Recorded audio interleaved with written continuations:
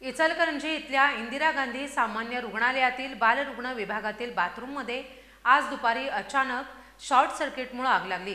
प्रसंगावधान राखत सुरक्षा रक्षक शुभम पाटील यांनी अग्निरोधक वापरून तत्काळ आग नियंत्रणात आणली।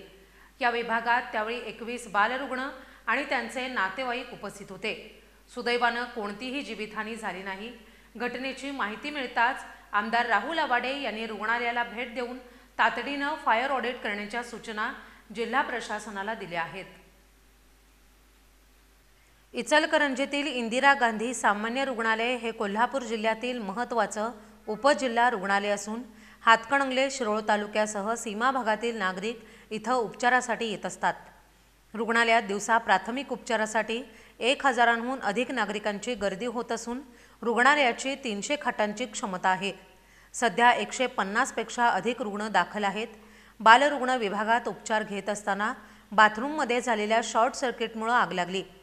सुरक्षा रक्षकाने तत्परतेने अग्निरोधक वापरून आग विझवली। या दरम्यान रुग्णालय प्रशासनाने खबरदारीचा उपाय म्हणून सर्व रुग्णांना दुसऱ्या वॉर्डमध्ये हलवले।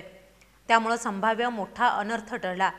रुग्णालयाच्या स्लॅबमधून पाणी गळत असल्याने वायरिंगला शॉर्ट सर्किट होऊन आग लागली, अशी माहिती वैद्यकीय अधीक्षक डॉक्टर भाग्यश्री पाटील यांनी दिली आहे। घटनेनंतर आमदार राहुल आवाडे यांनी तातडीने रुग्णालयाला भेट दिली।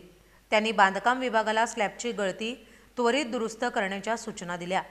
तसंच आरोग्यमंत्री डॉक्टर प्रकाश आंबेडकर यांच्याशी संपर्क साधून आवश्यक निधी उपलब्ध करून घेण्याबाबत प्रयत्न करण्याचं आश्वासन दिलं। सुरक्षा रक्षकासह रुग्णालयातील कर्मचाऱ्यांच्या प्रसंगावधानामुळे मोठा अनर्थ टळल्याने समाधान व्यक्त करण्यात येते।